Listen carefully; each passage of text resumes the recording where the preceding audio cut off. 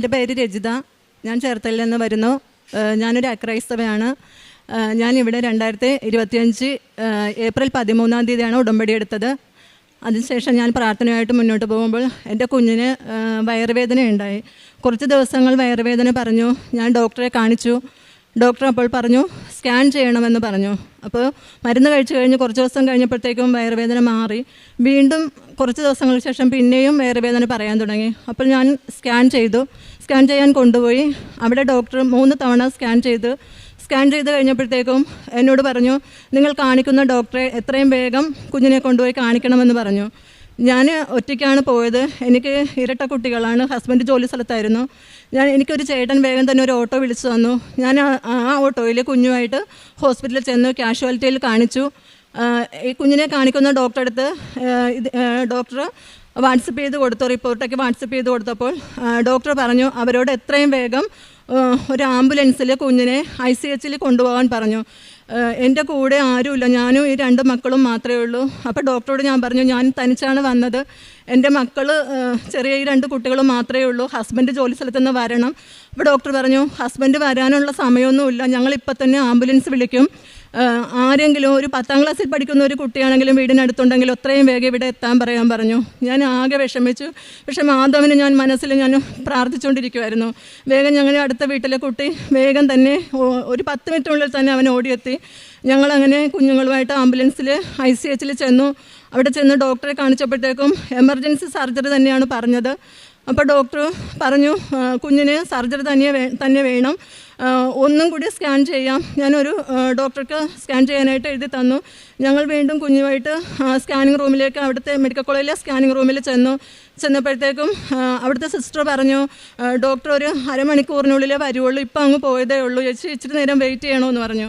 അങ്ങനെ ഞാൻ കുഞ്ഞുമായിട്ട് അവിടെ പ്രാർത്ഥനയോടെ നിന്നപ്പോഴത്തേക്കും എൻ്റെ കുഞ്ഞിന് അതിനുള്ളിൽ ടോയ്ലറ്റിൽ പോകണമെന്ന് പറഞ്ഞു. ഞാൻ അങ്ങനെ ടോയ്ലറ്റിൽ കൊണ്ടുപോയി തിരിച്ച് ഞങ്ങൾ വന്ന് നിന്നപ്പോഴത്തേക്കും ഡോക്ടർ വന്ന് സ്കാൻ ചെയ്തു. അവിടെയും 2 തവണ സ്കാൻ ചെയ്തിട്ട് എൻ്റെ ഇവിടുന്ന് കൊണ്ടുപോയ റിപ്പോർട്ടും എല്ലാം വാങ്ങി നോക്കി. എന്നിട്ട് എന്നോട് പറഞ്ഞു ചേച്ചി ഒരു 10 മിനിറ്റ് വീണ്ടും പുറത്ത് നിൽക്കണം, ഞങ്ങളുടെ സീനിയർ ഡോക്ടറെ വിളിച്ചിട്ടുണ്ട്, ഡോക്ടറും കൂടി വന്ന് കുഞ്ഞിനെ ഒന്ന് സ്കാൻ ചെയ്യട്ടെ എന്ന് പറഞ്ഞു. അപ്പോഴത്തേക്കും എനിക്ക് പേടിയായി. കാര്യം എന്തോ ഇത്രയ്ക്കുള്ളൊരു സിറ്റുവേഷൻ ആയതുകൊണ്ടാണല്ലോ ഇങ്ങനെ പറയുന്നതെന്ന് ഓർത്ത് ഞങ്ങൾ വീണ്ടും സ്കാനിങ് റൂമിൻ്റെ വെളിയിലിറങ്ങിയപ്പോഴത്തേക്കും ഹസ്ബൻഡും അച്ഛനും എല്ലാവരും എത്തിയിട്ടുണ്ടായിരുന്നു. പക്ഷെ ഞാൻ അവിടെ നിന്ന് പ്രാർത്ഥിച്ചപ്പോഴത്തേക്കും ഞങ്ങൾ പോലും കണ്ടില്ല. സ്കാനിങ് റൂമിൻ്റെ ഒരു സ്റ്റീൽ സ്റ്റാൻഡിൽ എൻ്റെ കുഞ്ഞ് ഓടിച്ചെന്ന് ഞാൻ പിടിക്കുന്നത് മാത്രമേ കണ്ടുള്ളൂ. എന്നിട്ട് എന്നോട് പറഞ്ഞു അമ്മതേ മാതാവിൻ്റെ മാല കിടക്കുന്നെന്ന് പറഞ്ഞു. അപ്പം ഞങ്ങൾ പെട്ടെന്ന് അങ്ങോട്ട് നോക്കിയപ്പോഴത്തേക്കും അവിടെ ഒരു കൊന്ത തൂങ്ങിക്കിടക്കുന്നു. ശരിക്കും ആ മെഡിക്കൽ കോളേജിൻ്റെ ആ സ്റ്റാൻഡിൽ അങ്ങനെ ഒരു സാധനം ഞാൻ ഒട്ടും പ്രതീക്ഷിച്ചില്ല. ഞാനും വേഗം കുഞ്ഞിൻ്റെ അടുത്തോട്ട് ചെന്നപ്പോൾ ഇവൾ അതെടുത്ത് ഉമ്മ വെച്ചു, വയറിൽ വെച്ചു. ഞാനും അപ്പോൾ അതിൻ്റെ ഒരു രൂപത്തിലോട്ട് നോക്കിയപ്പോൾ എനിക്ക് ഗ്രേ കളറിൽ ഈ മാതാവിനെ തന്നെയാണ് ഞാൻ കണ്ടത്. അപ്പോൾ എൻ്റെ ഹസ്ബൻഡ് വന്നിട്ട് പറഞ്ഞു അത് മാതാവിൻ്റെ രൂപം തന്നെയാണ് അതിനകത്തുള്ളതെന്ന് തന്നെ പറഞ്ഞു. അങ്ങനെ ഞങ്ങൾ അതിൽ വെച്ച് അപ്പോൾ എനിക്കൊരു സമാധാനം, എൻ്റെ കുഞ്ഞിൻ്റെ എൻ്റെ കൂടെ മാതാവ് ഉണ്ടെന്ന് ഞാൻ ശരിക്കും വിശ്വസിച്ചു.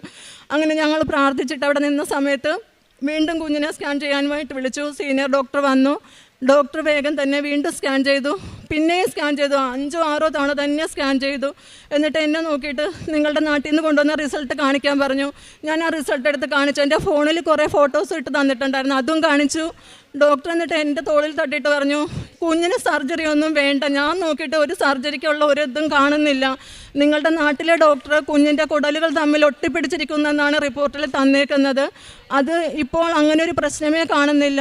കാര്യം കുടലുകൾ തമ്മിൽ ഒട്ടിയ കുഞ്ഞിന് എമർജൻസി സർജറിയാണ് ഇതിനകത്ത് പറഞ്ഞിരിക്കുന്നത്. പക്ഷേ കുഞ്ഞിൻ്റെ കുടലുകൾക്കൊന്നും ഇപ്പോൾ ഒരു കുഴപ്പവുമില്ല, കുഞ്ഞ് ഓക്കെയാണ്, വേറെ ഒരു പ്രശ്നവുമില്ല, നിങ്ങൾക്ക് നാട്ടിലോട്ട് തിരിച്ച്. അതെനിക്ക് കേട്ടപ്പോൾ തന്നെ എനിക്ക് ഭയങ്കര വിശ്വാസമായി. കാര്യം മാതാവ് എൻ്റെ കുഞ്ഞിൻ്റെയും കൂടെ ഞാൻ കുഞ്ഞിനെ ഇവിടെ നിന്ന് കൊണ്ടുവന്ന തേനും ഉപ്പും ഒക്കെ ഞാൻ ഇടയ്ക്കിടയ്ക്ക് വെറുതെ ആണെങ്കിലും ഞാൻ കൊടുക്കാറുണ്ടായിരുന്നു.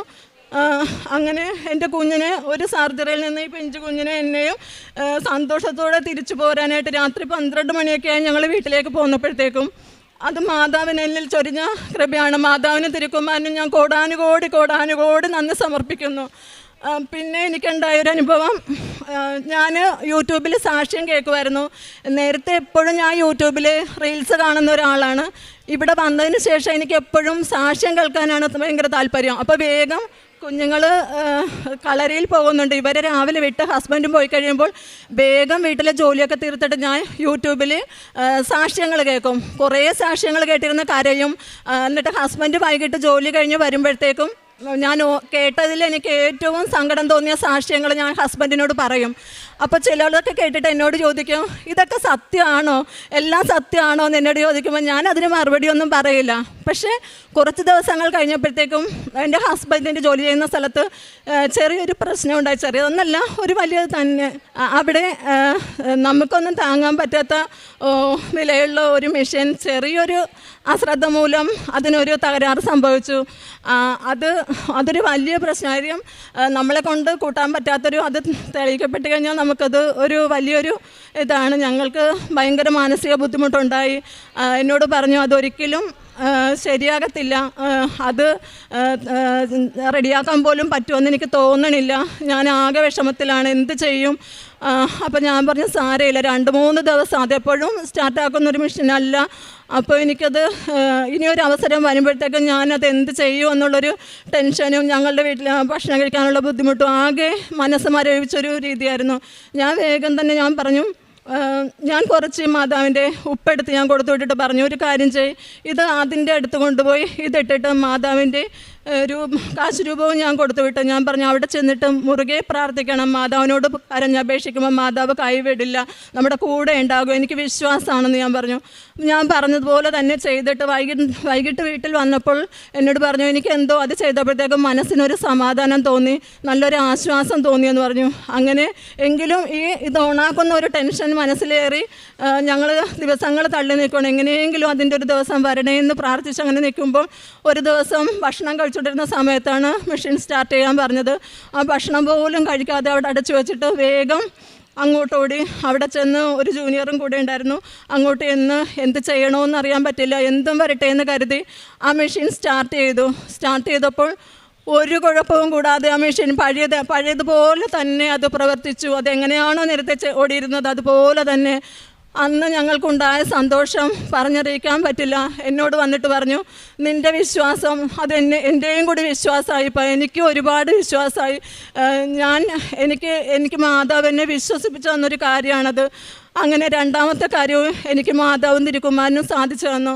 മൂന്നാമത് ഇന്നെനിക്ക് കുറച്ച് പൈസയുടെ ഒരു ബുദ്ധിമുട്ടുണ്ടായിരുന്ന ദിവസമാണ്, അത് തീർക്കേണ്ട ദിവസമായിരുന്നു. എനിക്ക് ഈ മാസം 30-ാം തീയതി മാത്രമേ ഉള്ളെന്ന് ഓർത്താണ് ഞാനിരുന്നത്. 31 ഉണ്ടെന്ന് പോലും എനിക്ക് അറിയില്ലായിരുന്നു. പക്ഷേ എനിക്ക് ഡേറ്റ് ഇട്ട് പ്രാർത്ഥിക്കാനൊന്നും അറിയില്ല. ഇവിടെ അച്ഛൻ്റെ ടോക്ക് കേൾക്കുമ്പോൾ ഡേറ്റ് ഇട്ട് പ്രാർത്ഥിക്കുന്ന കാര്യം പറയാറുണ്ടെങ്കിലും എനിക്കത് എങ്ങനെയാണ് ചെയ്യേണ്ടതെന്ന് പോലും അറിയില്ല. എങ്കിലും ഞാൻ മാതാവിൻ്റെ അടുത്ത് ഞാൻ പ്രാർത്ഥിച്ചു, മാതാവേ എനിക്ക് 30-ാം തീയതി എനിക്ക് പൈസ വേണ്ടതാണ്, എനിക്ക് എങ്ങനെയെങ്കിലും മാതാവ് എനിക്കത് സാധിച്ചു തരണം, എനിക്ക് വേറെ ഒരു വഴിയുമില്ലെന്ന് പറഞ്ഞു. പക്ഷെ ഞാൻ വെറുതെ പോയി കലണ്ടറിൽ ഒരു പേന എടുത്താൽ 30-ാം തീയതിയിൽ ഒരു റൗണ്ട് ഇട്ട് രാവിലെയും വൈകുന്നേരവും മാതാവിൻ്റെ അടുത്ത് ഞാൻ പ്രാർത്ഥിക്കും, മാതാവേ എനിക്ക് സാധിച്ചു തരണേ. പക്ഷേ ഈ 31 ഉണ്ടെന്ന് പോലും ഞാൻ മറന്നു പോയായിരുന്നു. പക്ഷേ മാതാവ് എനിക്ക് ഒരുപാട് സമാധാനത്തിനായി 25-ാം തീയതി തന്നെ ഗിരീഷേൻ്റെ ഒരു ഫ്രണ്ടിൻ്റെ രൂപത്തിൽ ഞങ്ങൾക്ക് പൈസ നേരത്തെ തന്നെ ഗിരീഷേൻ്റെ കയ്യിൽ കൊടുത്തയച്ച് എൻ്റെ ആ ബാധ്യത എനിക്ക് നേരത്തെ തന്നെ മാതാവ് എനിക്ക് തീർത്തു തന്നു. അതിനും മാതാവിനും തിരുക്കുമാരനും ഞാൻ കോടാനുകോടി നന്ദി പറയുന്നു. പിന്നെ ഞാൻ കാരുണ്യപ്രവൃത്തിയായിട്ട് എൻ്റെ അടുത്ത് സാമ്പത്തികമായിട്ട് ഒരുപാട് സഹായിക്കാനുള്ള ഇല്ലെങ്കിൽ പോലും എൻ്റെ അടുത്ത് ഏതൊരു വ്യക്തിയെ ഒരു സഹായം ചോദിച്ചാലും എൻ്റെ ഒരു ആവശ്യത്തിനായിട്ട് വെച്ചിരിക്കുന്ന പൈസയാണെങ്കിൽ പോലും ഞാൻ അവരുടെ ഇപ്പോഴത്തെ കാര്യം കാണട്ടെ എന്ന് കരുതി ഞാനത് കൊടുക്കാറുണ്ട്. പിന്നെ കുട്ടികളില്ലാത്തവരോടും സങ്കടങ്ങൾ പറയുന്നവരോടും ഞാൻ എൻ്റെ കുഞ്ഞിൻ്റെ അനുഭവം തന്നെയാണ്, മാതാവിൻ്റെ അടുത്ത് വന്ന് പ്രാർത്ഥിച്ചാൽ നിങ്ങളുടെ ഏത് പ്രതിസന്ധിയും മാറ്റിത്തരും, മാതാവ് നിങ്ങളുടെ കൂടെ ഉണ്ടാകും. എൻ്റെ അനുഭവമാണ്, എൻ്റെ കുഞ്ഞും ഞാനും കൂടി അനുഭവിച്ചതാണ്. അതുകൊണ്ട് നിങ്ങൾ അത് മാതാവിൻ്റെ അടുത്ത് പോയിട്ട് നിങ്ങൾ ഉടമ്പടി എടുത്ത് പ്രാർത്ഥിക്കണമെന്ന് ഞാൻ എല്ലാവരോടും ഞാൻ പറയാറുണ്ട്. ഇത്രയും പറഞ്ഞ് ഞാൻ എൻ്റെ അനുഭവങ്ങൾ ചുരുക്കുന്നു. മാതാവിനും തിരുക്കുമാരനും കോടാനുകോടി നന്ദി സമർപ്പിക്കുന്നു.